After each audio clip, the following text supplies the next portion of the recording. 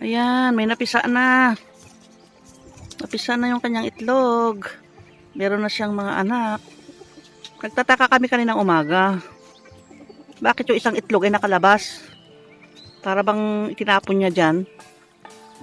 Ba't kaya ganyan?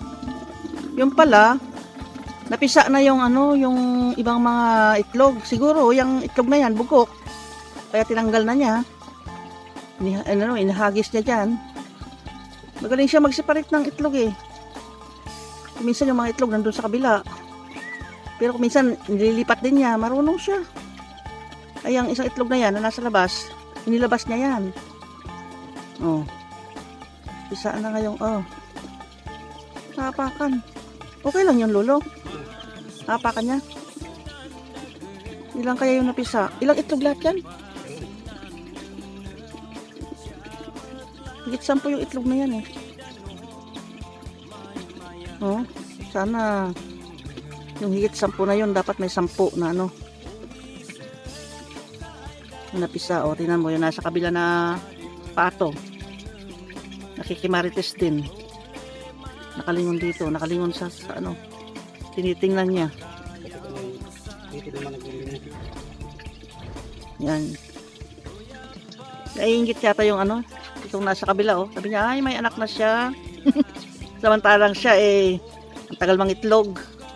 Puro asawa lang ginagawa. Ayan. Oh, tapos doon sa kabilang naman, yung dito, yung native na manok naman yan, yung heritage.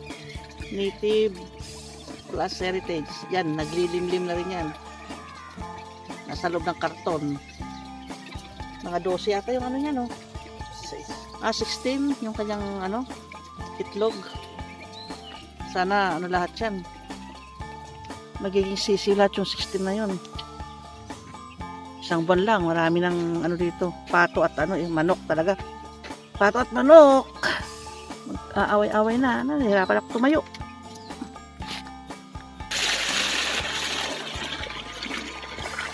Di ba pag bagong pisa, maliligo yan? Pati yung mga sisiw. O di makakalabas na siya niyan. Ang tagal niyang di nakalabas halos mag 1 month. Hindi siya nakalabas, nandyan lang. Sige, sana meron pa.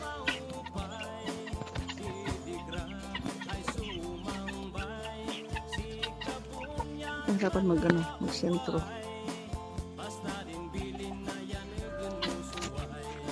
Bukas malalaman natin kung ilan nga ba yung yung napisa. Nakaupo pa siya dyan eh.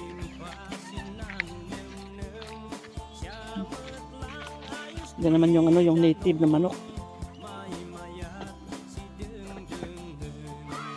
Oh, ikaw Tarake. Ha? Siga-siga ka eh. Nasaan yung kasama mong yung kasama mong umaasawa dyan sa Decal Brown? Ayan oh. Guardiyan na naman ng isa. Guardiado sibil. Kaya hindi makaporma itong si Taraki namin. Kayo naman, pinalabas na doon sa net. Ang ingay ninyo eh.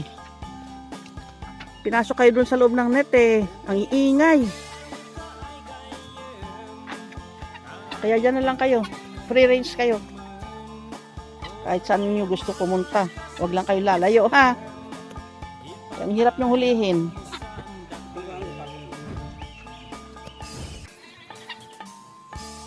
Namamasyal pa sa luneta.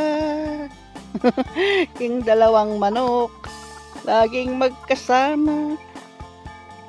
Itong dekalb na to, dahil yung itlog niya marami na, inuulam na namin. Pag marami ng dekalb chicken at maraming mangingitlog na, yan, iipunin namin para yung iba mahatiran din o baka may gustong bumili. Pag marami ng itlog, bebenta natin. Pero sa ngayon, pangkain lang muna. Lagi magkasama yan. Kaya yung isa doon, kawawa. Saan na ba yung isa doon? Ayun. Kawawa naman. Si Taraki. Macho. Ay, kay Marites din to. Tarararang. Meow. Meow. Ikaw, kung saan ako naroroon, nandun ka rin. Ha? Ganda? Oh, ikaw ba si Ganda? Magaling din tumanghuli ng mga insekto eh. Paggabi, pinapapasok namin sa loob ng doon sa loob ng bahay mismo. At doon natutulog sa ibabaw ng sopa. Magaling siya manghuli ng mga crickets. Kaya mga gumagalaw-galaw doon sa loob, mga butike, nahabol niya. Ang galing naman ni Beauty. Ay, hindi pala si Beauty. Si Ganda. Ganda na kitty. Nasaan yung kasama mo? Ito yung kasama mo. Lagi mong kasama si Beauty. Beauty, may sugat ka sa sa katawan. Beauty, halika. Tingnan ko yung sugat mo. Anong nangyari sa'yo? Sino ang humampas sa'yo?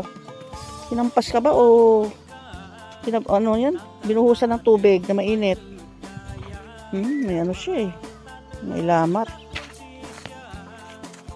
Yan o.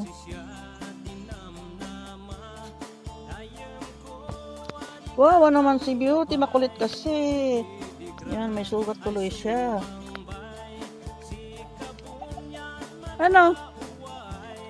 Kawawa ka naman. Hindi ka makaporma. Ha? Kakatayin ka kung magulo ka. Sa April, kakatayin ka. Okay, bye-bye. Iba-iba kayo ng anggulo ng iba-ibang galawan.